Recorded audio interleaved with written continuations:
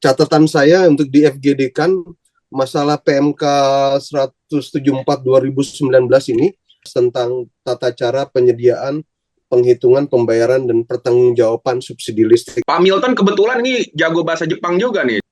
はい、皆さん、こんばんは。アレクサンダーと言います。ミルトンさん、会長ですね。何回か。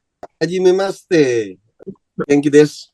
Anata wa genki desu ka? Senja menghapus dunia dan luka, hampa menghapus tawa dan senyuman.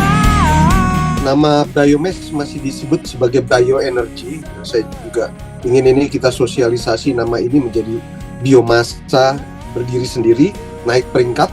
Jadi ada 3 aspek tadi, bahwa hutan itu menjadi sumber untuk keberlanjutan dan kecukupan, kemudian aspek juga ada ekonominya tadi menjadi, dan karena dekat dengan masyarakat, karena hutan ini kan kalau kita dari hutan maka ekonominya ada ekonomi lokal gitu. Nah, kemudian yang berikutnya tentang asas kelestarian.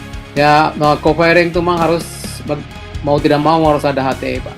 Jadi jangan kita berharap terlalu banyak dari limbah yang mungkin tidak akan sustain gitu untuk mengawal co-firing ini. Kita sebagai trader itu melakukan delivery terms-nya itu based on FOB basis. Kita kirim surveyor untuk menerbitkan COA. Nah ini saya penasaran Pak, sebenarnya agar bisa diterima di pasar syaratnya apa Pak ya? Saya masih bingung gitu, karena kalau di Indonesia, let's say untuk co-firing aja sendiri ya, kita itu berpacunya itu kalau di lab itu masih menggunakan ASTM, batu bara. Kita juga masih menggunakan ASTM, Pak, standarnya. Dan biasanya memang sebelum kita ekspor, kita lab dulu. Nah, biasanya common standar yang bisa mereka terima itu kadar air, Pak.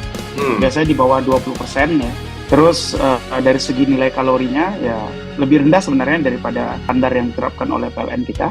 Mereka terima biasanya NCV Pak ya, 3.700 kilokalori. Kalau untuk wood pellet sendiri itu ada beberapa grade ya. Lalu juga ini sebenarnya yang masih menjadi challenge ya untuk supplier-supplier di Indonesia, terutama yang mengembangkan konsep HTE, masih banyak yang keberatan dari segi chemical analysis-nya dari natrium kalium atau sodium potasium. Kajian mengenai blending di site untuk bisa menjadi dinamakan produk green coal. Jadi kita memang berkomunikasi dengan masyarakat melalui hutan sosial. Jadi kita galakkan melalui program CSR, kita bina, mereka menanam, dan nanti supaya ada balance dari keekonomian masing-masing.